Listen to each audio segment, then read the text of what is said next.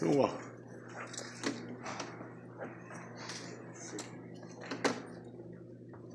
You starting with questions or just breaking into a speech here?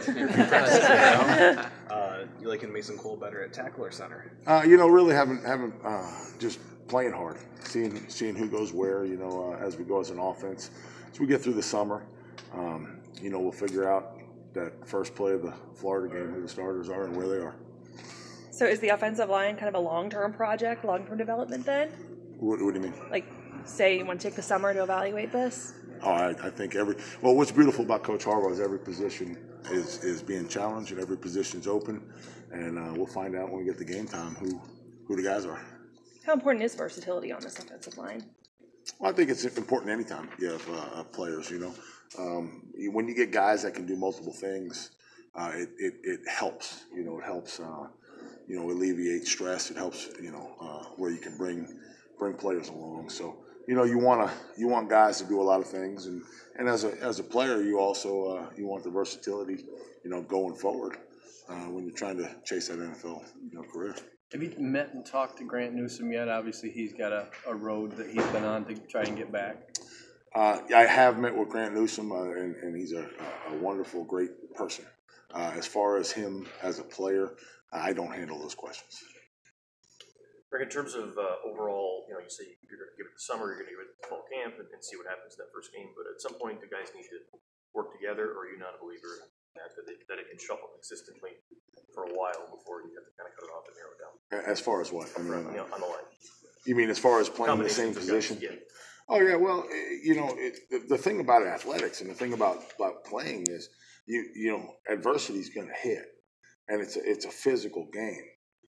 So injuries are going to happen, and so you've got to be ready. You're never going to start with 5 guys on the offensive line and 1 tight end, 6, and play the whole year. 1,000 snaps in the Big Ten's hard.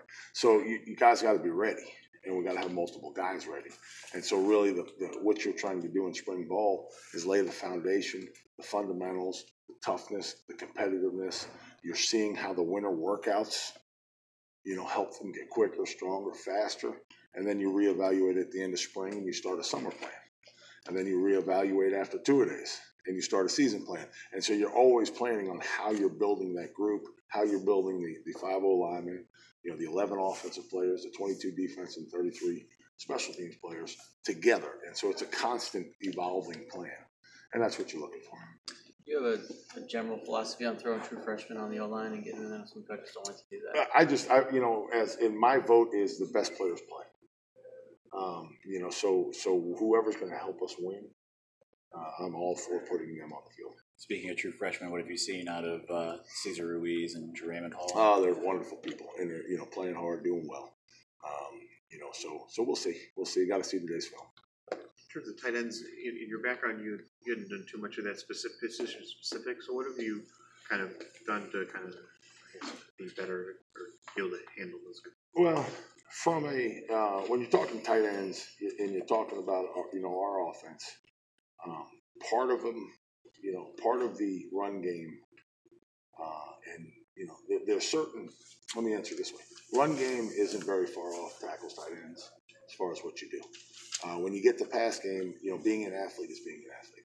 So the ability to make somebody, a defender, uncomfortable, whether it's releasing on a route, blocking, doing those things, is a key environment. And that doesn't matter what position you play, whether you're playing running back, tight end, wide receiver, offensive tackle. Your ability to close on somebody, make them feel uncomfortable, get them flat-footed, and go about. So those are things focusing. As far as if you're talking schematics, I've been 20-some odd years in football, slant route to slant route, and go route to go route, and seam to seam, and so as we go. But working with Pep and Coach Harbaugh has been amazing. Quite honestly, sometimes I'm just sitting in there in awe of hearing them talk the past game and Coach Drevno and Jay Harbaugh. It's an unbelievable staff. So it's very easy to get into sync with what Michigan offense does. How do you and Tim split? I mean, you helping in the middle too, or is it kind of a clear delineation with the outside guys? And no, we're a staff, and staffs work together. So whatever I need to do to help Michigan win, I'm willing to do. whatever Coach Harbaugh asked me to do, whatever Coach Drevno asked me to do, I'm going to do. How was the getting to know process with Tim Drevno? Did you know him at all before? Or? No, we actually met on the road recruiting, and it's been wonderful. I mean, it's been he's an outstanding person and an even better coach.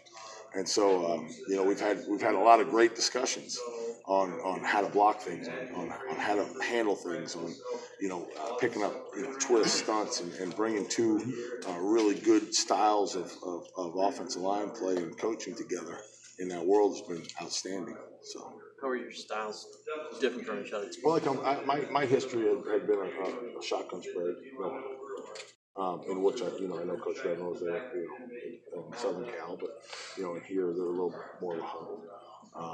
And so when you're talking about bringing together ideas and what you do, in my past have been a 2-back, no tight end, and 11 personnel.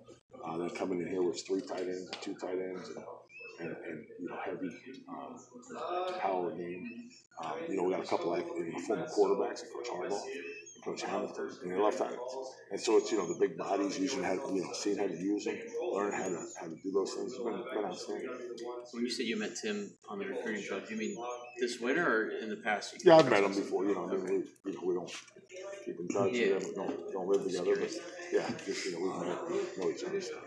I know you guys did a lot of zone in Indiana, but you did a little bit of gap stuff too. I mean, how versatile was that offense, the blocking schemes at Indiana? And I mean, will that be a similar situation here when you guys get together? Because I know what they've done in the past, but going forward. What I think as you go forward, anytime you're in coaching, you see what your personnel can do, and that's what you want. And so, that's part of what these practices are, is evaluating. Hey, how good are we going to be at power, counter, whatever it may be, zone.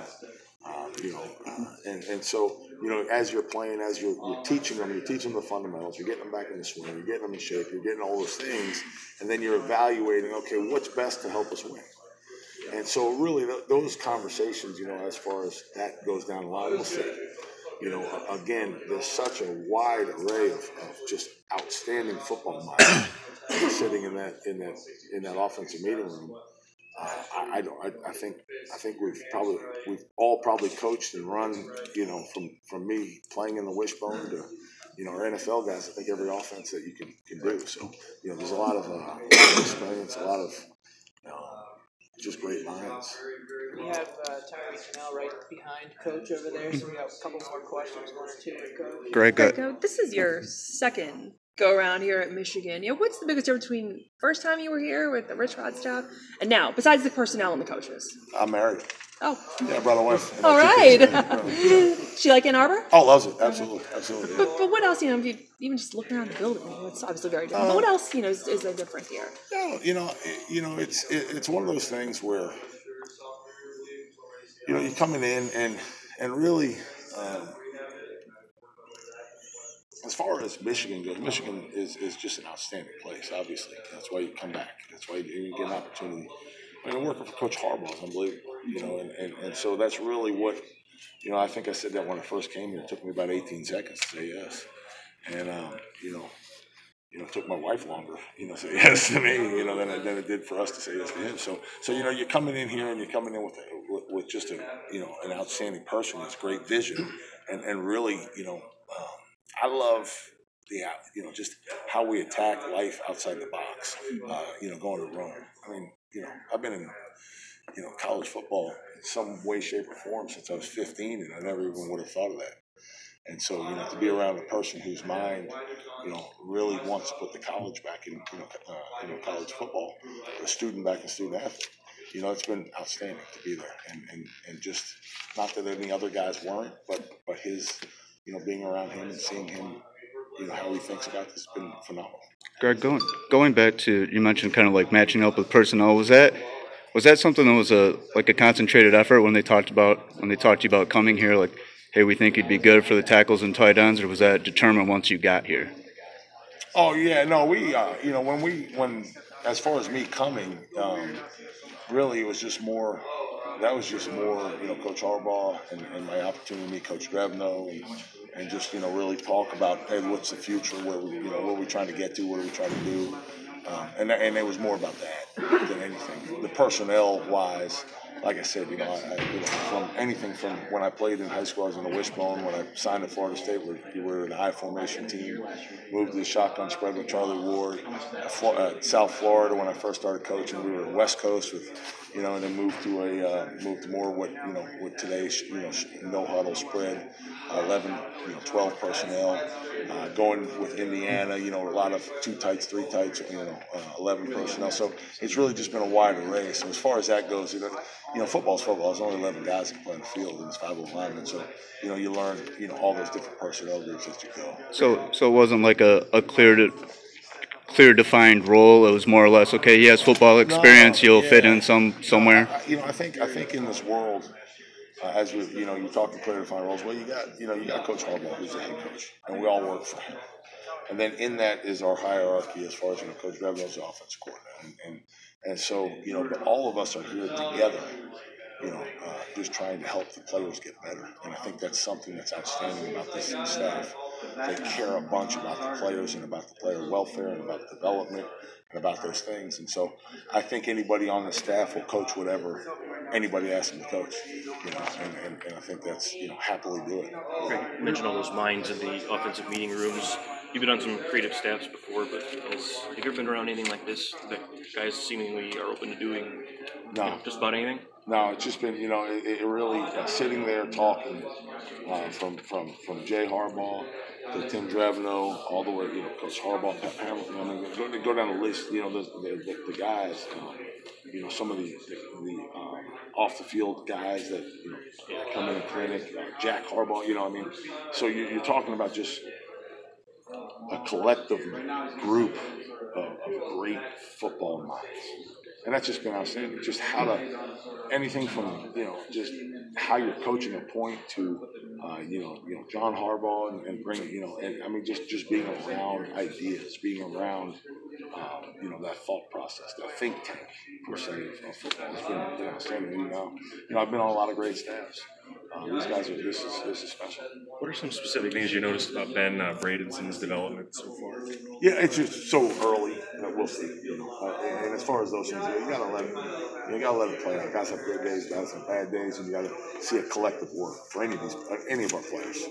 You've been in a spot where you've had to replace a couple of all-conference, all-American type guys at the same time on the online. When you got 3 guys leaving and a bunch of spots to fill, what's the most important priority to try to figure out? Anytime you're replacing players, you're going to get better at certain things and you'll be a little worse at other things. And really what the spring and the summer is about is figuring out what that is.